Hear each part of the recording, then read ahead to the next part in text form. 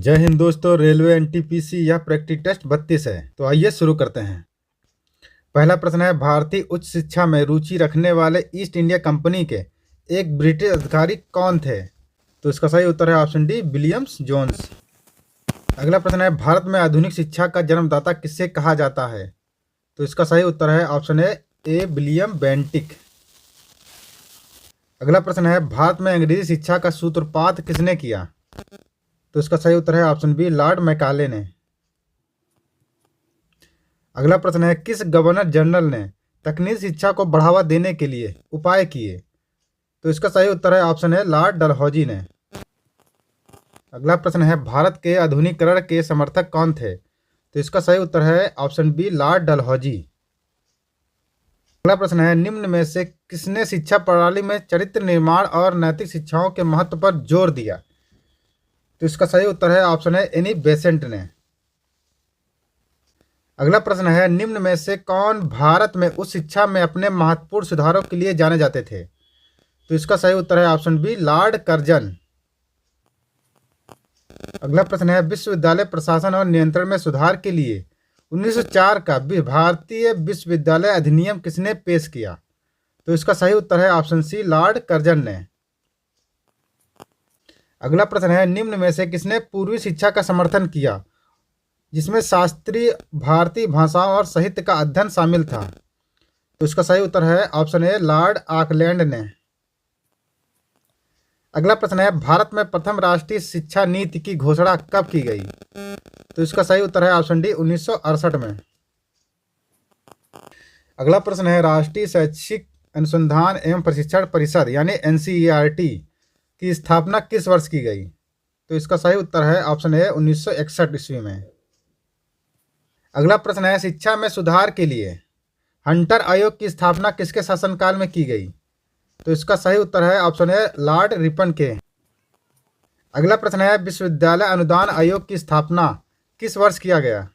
तो इसका सही उत्तर है ऑप्शन सी, 1956 में। अगला प्रश्न है, भारत में पहली बार आईआईटी की स्थापना की गई? तो इसका सही उत्तर है ऑप्शन डी, खड़गपुर में। अगला प्रश्न है, विश्व भारती विश्वविद्यालय के संस्थापक कौन थे? तो इसका सही उत्तर है ऑप्शन बी, रविन्द्रनाथ टैगोर। अगला प्रश्न है, भारत में अंग्रेजी शिक्षा का मैग्ना कार्टा किसे कहा जाता है? तो इसका सही उत्तर है ऑप्शन है, वुड डिस्पैच। अगला प्रश्न है, लॉर्ड मैकाले ने अंग्रेजी शिक्षा पद्धति लागू की? तो इसका सही उत्तर है ऑप्शन बी, 1835 में।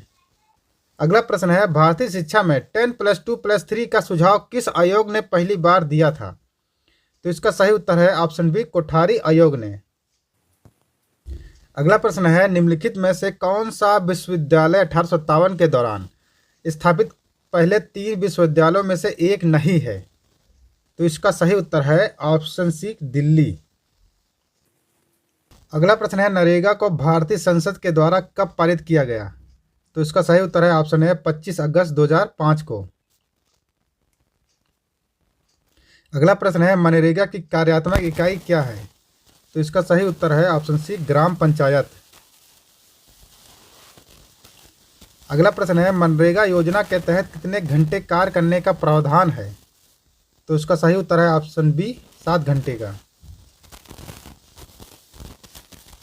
अगला प्रश्न है, प्रधानमंत्री डॉक्टर मनमोहन सिंह द्वारा नरेगा का उद्घाटन कब किया गया? तो इसका सही उत्तर है ऑप्शन सी, 2 फरवरी 2006 को।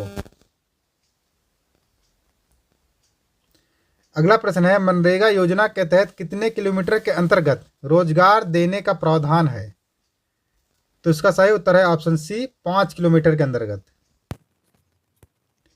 अगला प्रश्न है, मनरेगा योजना के तहत किस वर्ष सभी ग्राम रोजगार योजना का विलय किया गया? तो इसका सही उत्तर है ऑप्शन है, 2008 में। अगला प्रश्न है, मनरेगा का गठन किस कमेटी के आधार पर किया गया? तो इसका सही उत्तर है ऑप्शन है, मिहिर शाह कमेटी के। अगला प्रश्न है, नरेगा का नाम बदलकर मनरेगा कब किया गया? तो इसका सही उत्तर है ऑप्शन सी, 2 अक्टूबर 2009 को। अगला प्रश्न है, मनरेगा योजना का क्रियान्वयन कौन सा मंत्रालय करता है? तो इसका सही उत्तर है ऑप्शन सी, ग्रामीण विकास मंत्रालय। अगला प्रश्न है, मनरेगा के अंतर्गत 15 दिनों के अंदर रोजगार नहीं मिलने पर किसका प्रावधान किया गया है? तो इसका सही उत्तर है ऑप्शन ए बेरोजगारी भत्ते का। अगला प्रश्न है, डॉक्टर मनमोहन सिंह ने नरेगा का उद्घाटन सर्वप्रथम कहां पर किया था? तो इसका सही उत्तर है ऑप्शन ए बदलापल्ली गांव में। अगला प्रश्न है, मनरेगा योजना के तहत केंद्र तथा राज्य सरकारों के मध्य कितने का अनुपात है? तो इसका सही उत्तर है ऑप्शन बी 90:10 का। अगला प्रश्न है, मनरेगा योजना के तहत पात्र लोगों को एक निश्चित वेतन के साथ न्यूनतम कितने दिनों का काम की गारंटी देता है? तो इसका सही उत्तर है ऑप्शन बी 100 दिनों के। अगला प्रश्न है, दुनिया का सबसे बड़ा पुरस्कार कौन सा है? तो इसका सही उत्तर है ऑप्शन सी नोबेल पुरस्कार। अगला प्रश्न है, अल्फ्रेड नोबेल ने डायनामाइट की खोज कब की थी? तो इसका सही उत्तर है ऑप्शन ए 1867 में। अगला प्रश्न है, नोबेल पुरस्कार किसके पुण्यतिथि पर उनकी याद में प्रदान किया जाता है? तो इसका सही उत्तर है ऑप्शन बी अल्फ्रेड नोबेल के। अगला प्रश्न है, अर्थशास्त्र का नोबेल पहली बार किस वर्ष दिया गया? तो इसका सही उत्तर है ऑप्शन सी 1969 में। अगला प्रश्न है, अल्फ्रेड नोबेल किस देश के निवासी थे? तो इसका सही उत्तर है ऑप्शन बी स्वीडन के। अगला प्रश्न है, नोबेल पुरस्कार कितने क्षेत्रों में दिए जाते हैं? तो इसका सही उत्तर है ऑप्शन सी 6 क्षेत्रों में, जिसमें रसायन विज्ञान, भौतिक विज्ञान, साहित्य, शांति, शरीर विज्ञान यानी चिकित्सा और छठा है अर्थशास्त्र। अगला प्रश्न है, सबसे ज़्यादा नोबेल पुरस्कार पाने वाला देश कौन सा है? तो इसका सही उत्तर है ऑप्शन सी अमेरिका। अगला प्रश्न है, नोबेल पुरस्कार प्राप्त करने वाले प्रथम भारतीय कौन थे? तो इसका सही उत्तर है ऑप्शन डी रविन्द्रनाथ टैगोर। अगला प्रश्न है, मदर टेरेसा को नोबेल पुरस्कार कब मिला था? तो इसका सही उत्तर है ऑप्शन बी 1979 में, यानी 1979 में। अगला प्रश्न है, नोबेल पुरस्कार प्राप्त करने वाले प्रथम एशियाई कौन थे? तो इसका सही उत्तर है ऑप्शन डी रविन्द्रनाथ टैगोर।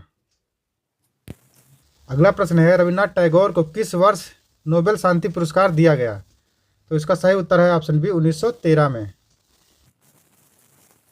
अगला प्रश्न है, डॉक्टर अमर्त्य सेन को किस वर्ष अर्थशास्त्र के लिए नोबेल पुरस्कार प्रदान किया गया? तो इसका सही उत्तर है ऑप्शन सी 1998 में। अगला प्रश्न है, नोबेल पुरस्कार के तहत अधिकतम कितने व्यक्ति को संयुक्त विजेता घोषित किया जा सकता है? तो इसका सही उत्तर है ऑप्शन बी 3 लोगों को। अगला प्रश्न है, नोबेल पुरस्कार विजेता प्रथम महिला कौन थी? तो इसका सही उत्तर है ऑप्शन डी मैडम क्यूरी। अगला प्रश्न है, विज्ञान के क्षेत्र में पहली बार किस भारतीय को नोबेल पुरस्कार प्रदान किया गया? तो इसका सही उत्तर है ऑप्शन बी सीवी रमन को। अगला प्रश्न है, नोबेल पुरस्कार की शुरुआत कब की गई? तो इसका सही उत्तर है ऑप्शन डी 1901 में। अगला प्रश्न है, नोबेल पुरस्कार प्रति वर्ष कब दिया जाता है? तो इसका सही उत्तर है ऑप्शन ए 10 दिसंबर को। अगला प्रश्न है, भारत में सबसे कम उम्र का नोबेल शांति पुरस्कार विजेता कौन है?